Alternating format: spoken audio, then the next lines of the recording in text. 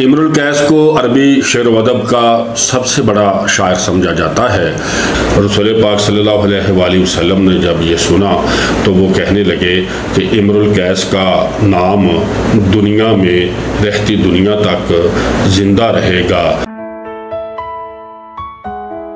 बिस्मिल्लाहिर्रहमानिर्रहीम। अस्सलाम वालेकुम नाज़रीन किराम, आप देख रहे हैं यूट्यूब चैनल कूका और मैं हूं इरफान सादिक।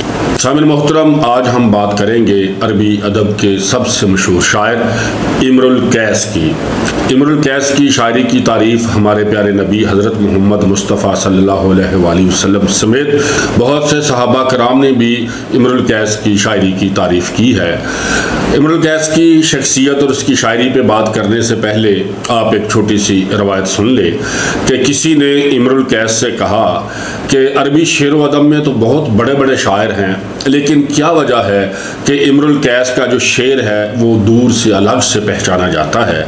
तो इमरुल कैस ने इसके जवाब में कहा कि बात सिर्फ ये है कि मेरे शेर के दोनों मिसरे सगे भाई होते हैं।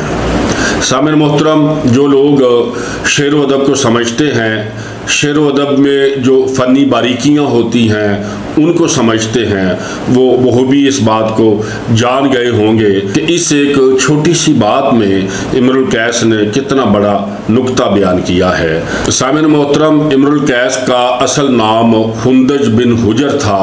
इनकी कुनियत अबुल हारिस थी और इमरुल कैस इनका लक़ब था। दीगर अलकाब में शाह गुमराह और ज़ख्म वाला के अलकाब से भी इनको पुकारा जाता है। इमरुल कैस एक शहज़ादा था। वो मशहूर हुक्मरान हारिस बिन उमरू का पोता था। इमरुल कैस का बाप हुजर कबाइल असद व कनाना का हाकम मुकर्रर हुआ, जो अपने शायर बेटे से बहुत नाखुश था। हुजर को अपने बेटे के शगले शराब शबाब से तो खैर क्या एतराज़ होना था, क्योंकि ये बातें उस मुआशरे में एक शहज़ादे के लिए कोई नई बातें नहीं थी। ताहम एक तो हुजर शायरी को पसंद नहीं करता था, क्योंकि वो शेर गोई को अमूर सल्तनत के लिए अच्छा नहीं समझता था, और दूसरी हुजर को अपने बेटे की ये बात भी पसंद नहीं थी कि वो अपनी आवारगी के किस्से शेरों में बयान करता था। एक रवायत के मुताबिक इमरुल कैस ने अपनी सुतीली माँ पर भी इश्की अशार कह डाले थे। ऐसी बातों की वजह से दोनों बाप बेटा में काफ़ी कशीदगी पाई जाती थी। हुजर ने तंग आकर इमरुल कैस को घर से निकाल दिया, जिसकी वजह से इसकी बेलगाम तबीयत और भी बेलगाम हो गई। उसने अपने जैसे आवारा दोस्तों को इकट्ठा किया और उनके साथ घूमने फिरने और शराबो कबाब की महफिलें सजाने को अपना मुस्तकिल शेवा बना लिया। जहाँ पानी और सब्ज़ा नज़र आता वहाँ ये लोग डेरे डाल देते, और वहाँ से जब दिल इनका कुता जाता तो किसी नई जगह की तलाश में निकल पड़ते। इसीलिए इमरुल कैस को अल मुल्कुल जलील यानी भटका हुआ शहजादा के लक़ब से भी पुकारा जाता है। इमरुल कैस का बाप हुजर सख्त मिजाज आदमी था। इसी सख्त मिजाजी की वजह से उसकी अपनी राया से भी नहीं बनती थी। बनु असद से इसकी मुस्तकिल कशीदगी रहती थी। एक मौके पर बनु असद ने बाजगुजारी से सरताबी की कोशिश की तो हुजर ने इन पर लश्कर कशी कर दी और इनके कई सरदारों को मार दिया और बहुत से लोगों को गिरफ्तार करके अपने साथ ले आया। इन गिरफ्तार होने वाले लोगों में मशहूर शायर उबैद भी था। उबैद ने अपनी शायरी जब हुजर को सुनाई तो हुजर का दिल पसीज गया और उसने इसको रिहा कर दिया। उबैद अभी रास्ते में ही था कि इनके कहन ने हुजर के कत्ल की पेशगोई कर दी। जब ये खबर बनु असद ने सुनी तो उनको शय मिली और उन्होंने वापस पलट कर हुजर पर हमला किया। हुजर जिस वक्त अपने खेमे में सो रहा था तो हुजर का गला काट दिया गया। एक रवायत ये भी है कि इसे बहुत से ज़ख्म आए और उसने मरने से पहले वसीयत लिखवाई कि इसके मरने की खबर उसके सबसे बड़े बेटे नाफे को जाकर सुनाई जाए। अगर वो रोने धोने लगे तो उससे छोटे बेटे को सुनाई जाए। अगर वो भी रोने लगे तो उससे छोटे बेटे को ये खबर सुनाई जाए। जो बेटा हिम्मत और सब्र से काम ले और इंतकाम का इरादा बांधे उसे वसीयत के कागजात, घोड़े और हथियार दे दिए जाएं। हुजर के दोनों बड़े बेटों ने जब ये खबर सुनी तो उन्होंने रोना धोना शुरू कर दिया। जब इमरुल कैस के पास ये खबर आई तो वो शराब नोशी में मशगूल था। उसने इस खबर का कोई इतना ज़्यादा असर नहीं लिया, अपने दोस्तों के साथ अपने मामूलात में मशगूल रहा। जब वहाँ से फारग हुआ तो उसने फिर खबर सुनाने वाले से पूरी खबर सुनी, पूरा अहवाल सुना। इमरुल कैस को अपने बाप के मरने की ये खबर दमून के मकाम पे मिली तो वहीं उसने ये रिज कही कि ए दमून, आज की रात हम पर बहुत दराज हो गई। ए दमून, हम यमनी ख़ानदान के लोग हैं और बिल यकीन हमें अपने खानवादे से बहुत मोहब्बत है। और फिर ये यादगार जुमले भी कहे कि उसने कम सिनी में मुझे गंवा दिया और जब मैं बड़ा हुआ तो मुझ पर अपने खून का बोझ लाद कर चला गया। इमरुल कैस ने जी भरकर शराब पी और वहीं अपने बाप के इंतकाम लेने की कसम खाई। बनु असद ने मुस्तकबिल की मुश्किलात को भांपते हुए अहम तरीन लोगों का एक वफद इमरुल कैस के पास भेजा। इमरुल कैस ने इनके मकाम व मर्तबे के मुताबिक उनकी बड़ी मेहमान नवाजी की, मगर खुद 3 दिन तक उनके सामने नहीं आया, हजाब रखा। जब उन्होंने सुलह का पैगाम भिजवाया, इस पर इसरार किया तो इमरुल कैस सर पर स्याह अमामा बांध कर सामने आया। बनु असद के लोगों ने चंद सूरतें पेश की जिनमें एक ये भी थी कि हमारे कबीले का जो सबसे मुअज़्ज़ज़ बंदा जिसको आप समझते हैं उसकी निशानदही करें, हम उसका सर काट कर तुम्हारे कदमों में रख देंगे ताकि तुम्हारा दिल ठंडा हो जाए। अगर तुमको ये शर्त मंजूर नहीं तो तुम हमें इतनी मोहलत दे दो ताकि ज़नाने बारावर फरागत पा लें। इमरुल कैस ने जब ये बातें सुनी तो वह आबदीदा हो गया और सर उठाकर कहने लगा कि पूरा अरब जानता है कि कोई इंसान ऐसा नहीं जिसका सर उतार कर मैं अपने बाप का बदला ले सकूं। ऐसा कोई बंदा तुम्हारे दरमियान नहीं है। अलबत्ता मैं इतनी मोहलत ज़रूर दूंगा कि औरतें बच्चों को जन्म दे सकें, फिर मैं अपने लश्कर के साथ तुम पर हमला करूंगा। बिलाहर इमरुल कैस ने बकर और तगलब के कबीलों को अपने साथ मिलाया और बनु असद के लोगों का पीछा करने लगा, क्योंकि बनु असद इमरुल कैस के खौफ से मुख्तलिफ जगहों पर छुपते फिर रहे थे और उन्होंने बनु कनाना में जाकर पनाह ली हुई थी। इमरुल कैस ने वहाँ जाकर उनको दबोच लिया और जब उनका कत्ल कर रहा था तो बनी कनाना की एक बूढ़ी औरत कहने लगी कि ए इमरुल कैस, हमको क्यों मार रहा है? तेरा सारा झगड़ा तो बनु असद से है और हम तो बनु कनाना के लोग हैं। सामने मोहतरम, इमरुल कैस बनु असद का मुसलसल पीछा करता रहा और उसने उनके बहुत से लोगों को मार दिया। लेकिन इमरुल कैस जिन लोगों को मारना चाहता था वो लोग उसके हाथ नहीं आ रहे थे। बकर और तगलब कबीले ने भी साथ छोड़ दिया कि हमने इतने सारे लोगों को तो मार दिया है, हम मज़ीद तुम्हारा साथ नहीं दे सकते। इस सारी सूरत हाल को इमरुल कैस अशार की सूरत में भी वक्तन फ़वक्तन लिखता रहा। उसने एक रिजज़ में लिखा कि कसम है खुदा की कि मेरे बुजुर्ग का खून राएगा नहीं जाएगा। इमरुल कैस ने और भी बहुत से कबीलों से मदद मांगी, मगर वो सब लोग खामी भरकर बाद में मुकर जाते रहे। फ़िज़ा इमरुल कैस के हक़ में बेहतर नहीं थी। मुख्तलिफ कबीलों के लोगों से इसकी दुश्मनी हो गई और वो उनसे छुपता फिरता रहा। इसी वजह से इमरुल कैस को अल मुल्कुल ज़लील के लक़ब से भी बार बार पुकारा जाता है।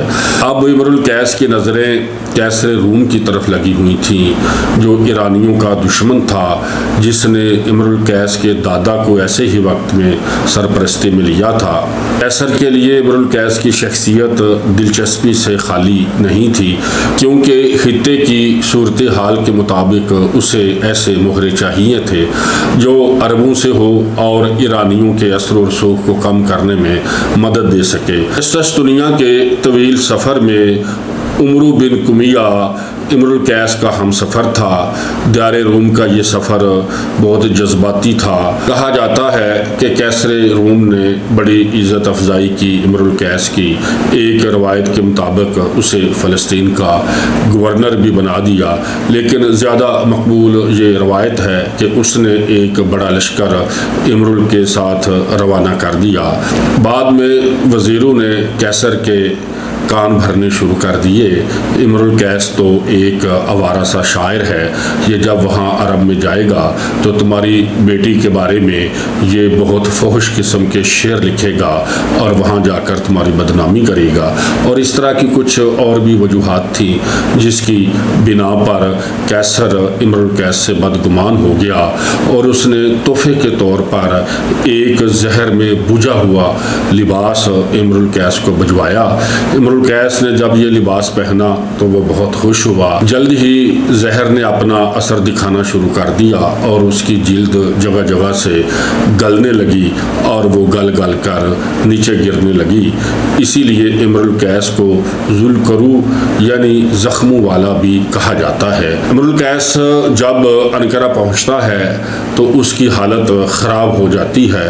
एक रवायत है कि उसने एक रूमी शहजादी की कब्र देखी जो मुसाफरत के दौरान वहाँ इंतकाल कर गई थी। उसका हाल जब इमरुल कैस को मालूम हुआ तो उसने ये अशार कहे कि पड़ोसन मुलाकात करीब आ पहुँची है। अब मैं उस वक्त तक यहाँ मुकीम रहूँगा जब तक कोहे असीब अपनी जगह पे कायम है। पड़ोसन हम दोनों यहाँ गरीबुद्दियार हैं। इमरुल कैस ने अपनी आखिरी सांसें यहीं पर ली और उसे शहजादी के पहलू में दफना दिया गया। इमरुल कैस ने जो आखिरी रिज़्क़ कही उसकी एक लाइन ये थी, नेज़े के कितने ही भरपूर वार हों और कितने ही लबरेज पैमाने कल अनकरा में धरे रह जाएंगे। सामिन मोहतरम, जब कैसर को इसकी मौत का बताया गया तो उसने एक मुजस्मा तराश करके उसकी कब्र पर लगाने का हुक्म दिया और ये मुजस्मा मामून के अहद तक मौजूद था जिसे मामून ने खुद देखा था। इमरुल कैस का ज़माना हिजरत से तकरीबन 100 साल पहले का ज़माना है। इसकी वफ़ात 565 ईस्वी के करीब हुई। महक़क़ीन ने इमरुल कैस की उम्र का तकरीबन 50 साल का अंदाज़ा लगाया है। इमरुल कैस के दीन और मज़हब के बारे में भी बहुत सी क़ियास-आराइयाँ हैं। मुख्तलिफ़ हवालों से इसके यहाँ यहूदियत, ईसाईयत और मुज़दकियत के शवाहद भी मिलते हैं। ताहम इन सारी बातों की हैसियत सानवी है। वो अमलन मज़हब की पाबंदियों से आज़ाद था। अगर मज़हब से उसकी वाबस्तगी समझ आती है तो वो आईने बुत परस्ती है जो अरब के कबाइल में राइज थी। इमरुल कैस की शख्सियत को दो हिस्सों में तकसीम किया जा सकता है। पहले हिस्से में उसकी आवारा मिजाजी, आवारा खरामी, शराब नोशी और औरतों से रग़बत देखी जा सकती है, जबकि दूसरे हिस्से में सेहत कोशी, सफ़र और जोहद मुसलसल को महसूस किया जा सकता है। इसकी ज़िंदगी का पहला हिस्सा रंगीनियों में गुज़रा जबकि दूसरा हिस्सा संगीनियों में गुज़रा, जिसकी वजह से इसकी सोच में बहुत वुसअत और गहराई पैदा हुई। इमरुल कैस की शायरी का दिलपसंद मौजू हुस्न नुसवानी है, जिसके हवाले से इसने नाजुक ख्याली और तमसालकारी का जादू जगाया है। इसने कई औरतों से शादियाँ की जिनमें सिर्फ हिंद ने इसका साथ निभाया, बाकी सब छोड़ गई। इसकी वजह इसकी मुसलसल आवारगी है। औरतों से रग़बत और ख्वाहिशात को इमरुल कैस ने बड़ी खूबसूरती से अपने अशार का हिस्सा बनाया है। वो दोनों जब उठती थीं तो उनके बदन से मुश्क की लिपटें आती थीं, यूँ जैसे मौजे सबा लौंग की महक लेकर आए। एक और जगह पर लिखता है कि तुमने देखा नहीं कि जब मैं रात के आता हूँ तो उस नाज़नीन के पास एक महक पाता हूँ, अगरचे उसने खुशबू नहीं लगाई होती। चंद लाइनें और देखिए। उसका चेहरा उसके हम हाब के लिए बिस्तर को रोशन किए रहता है, यूं जैसे फतीलादार कंदीलों में रोगन भरा चिराग। सामिन मोहतरम, इमरुल कैस की जो सबसे मशहूर नज़्म है, जो सबे मुअल्लक़ात में शामिल है, जो खाना काबा की दीवार पर लटकाई गई थी 7 नज़में, उन 7 नज़मों में एक ये भी नज़्म शामिल है। इस नज़्म के पस मंज़र में एक छोटा सा वाक़या है। पहले ये छोटा सा वाक़या मैं आपके सामने पेश करता हूँ। इमरुल कैस अपनी बिन्ते अम अनीज़ा पर आशिक था, मुद्दतों उसके विसाल का ख़्वाह था, मगर वो इसमें कामयाब ना हो सका। हत्ता कि यौमुल गदीर का वाक़या पेश आया। हुआ कुछ ऐसे कि कबीले ने कूच करना था, मर्द आगे निकल गए और औरतें पीछे रह गईं। इमरुल कैस ने जब ये सूरत देखी तो जान बूझकर झाड़ियों में छुप गया। ये औरतें सारे दिन का सफ़र तय करने के बाद यहाँ पहुँची हुई थीं, थकी हुई थीं। एक पास तालाब था। उन्होंने सोचा कि हम यहाँ थोड़ी देर के लिए नहाती हैं और फिर आगे चलती हैं। उन्होंने अपने खादमों को पीछे हटा दिया और सब औरतों ने एक जगह पर कपड़ों का ढेर लगा दिया और पानी में उतर गईं। इसी दौरान इमरुल कैस ने इन तमाम औरतों के कपड़े अपने कब्ज़े में ले लिए और ऊंची आवाज़ में बोलने लगा कि जिसको भी कपड़े चाहिए वो बाहर निकल कर मुझसे अगर कपड़े मांगेंगी तो मैं आपको कपड़े वापस करूँगा। वो बेचारी बहुत देर तक तालाब में नहाती रहीं। दिन ढलने लगा तो वो परेशान हो गई कि काफ़िला तो बहुत आगे चला जाएगा। तो उनमें से अनीज़ा के सिवा बाकी जितनी भी औरतें थीं वो बारी बारी बाहर निकली और इमरुल कैस से अपने कपड़े वापस लेती रहीं। अनीज़ा सिर्फ रह गई तालाब में। उसने बहुत मिन्नतें की और बहुत इसको वास्ते दिए, लेकिन इमरुल कैस ने कपड़े वापस नहीं किए। वो फिर उसी हालत में तालाब से बाहर आई और अपने कपड़े उसने उससे वापस लिए। इसी आसना में काफ़िला बहुत दूर निकल गया था। सब औरतों ने मिलकर इमरुल कैस को कोसना शुरू कर दिया और उसे कहने लगी कि हम सारे दिन की भूखी हैं, तुमने इतनी देर हमको तालाब में रखा, हमने सारे दिन का कुछ नहीं खाया, अब हमारे लिए खाने का इंतज़ाम करो। तो इमरुल कैस तो पहले ही यही चाहता था कि उसे ज़्यादा से ज़्यादा मौका मिले, लिहाजा उसने अपनी ऊँटनी को ज़िबा कर दिया और वहीं पर इन औरतों के लिए ज़ियाफ़त का इंतज़ाम किया। ये सब मिलकर गोश्त खाते रहे और शराब पीते रहे। जब वहाँ से जाने लगे तो सब औरतें अपनी ऊँटनियों पर सवार हो गई। अब जाहिर है कि इसके पास ऊँटनी नहीं थी, इसने तो अपनी ऊँटनी ज़िबा कर दी थी। तो अनीज़ा ने इसको अपने साथ ऊँटनी पर बिठाया और बाकी जो इनका सफ़र था वो इसी तरीके से जारी रहा। ये वाक़या है इस नज़्म के पस मंज़र में, जिसको दुनिया में अरबी अदब में एक बहुत अहम हैसियत हासिल है। इस नज़्म का आगाज़ ही इस वाक़े से होता है जिसमें इमरुल कैस कहता है, मत भूल वो दिन के नाज़नीन की तरफ से बहुत से खुशगवार अयाम तेरे हिस्से में आए। इसी तरीके से ये नज़्म आगे चलती है और ये नज़्म पढ़ने से ताल्लुक़ रखती है। सामिन मोहतरम, इमरुल कैस के कलाम को ज़माने कदीम से ही बहुत अहमियत हासिल हो गई थी। मोरितानिया में आज भी इमरुल कैस का कलाम स्कूलों में बच्चों को हिफ्ज़ कराया जाता है।